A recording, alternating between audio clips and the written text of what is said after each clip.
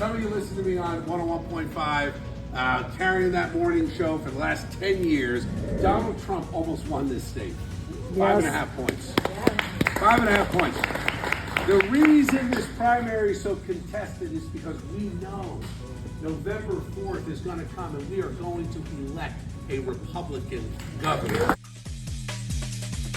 And think about the difference between the career politicians who have been spending decades in Trenton.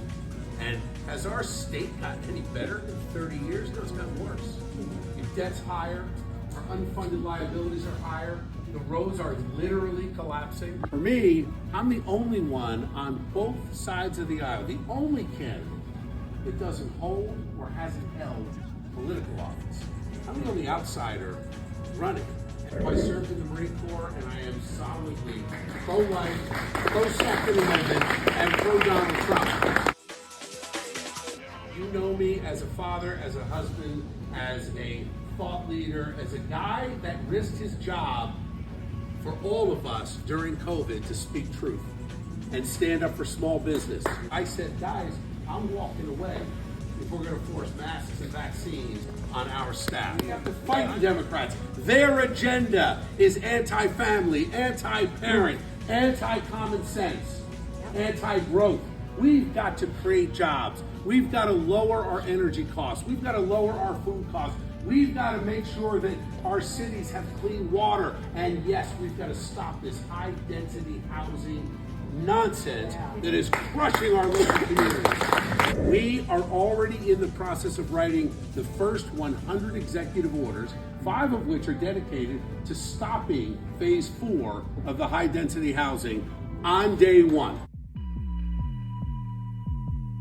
NJEA. They are the problem. Day 1, not just rescinding the 2018 sanctuary state, but rescinding the 2019 Immigrant Trust Directive, which is actually the bigger problem because it handcuffs our cops and muzzles our teachers, our administrators, and our hospitals. We're going to end both of those on day 1, and that's going to bring down our cost of Medicare. That is going to empower our law enforcement, our state troopers to do their job.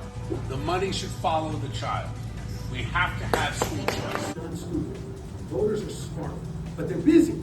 So they do rely on advertising and sound bites. It does actually work, and I understand that. So what they did was they pulled out a quote. And I'm on my show, Chasing News, probably, 6 or 7 years ago, and I say these words. Well, I'm a little more liberal than some of my Republican friends, and I support a pathway to citizenship. Have you seen this ad? All right. You know what's not in the ad? The question I was asked. The question was, hey, if there's a guy who came to America legally, got a visa, raised a family, bought a house, has a job, and has been here for 20 years, but his legal status changed because of the broken legal system and he couldn't get renewed, no crime, should he have a pathway? And I said, yes, he should have a pathway to citizenship. You know who agrees with me? President Trump. It is time for us to take our great state back. Have fun tonight. Let's get to work tomorrow.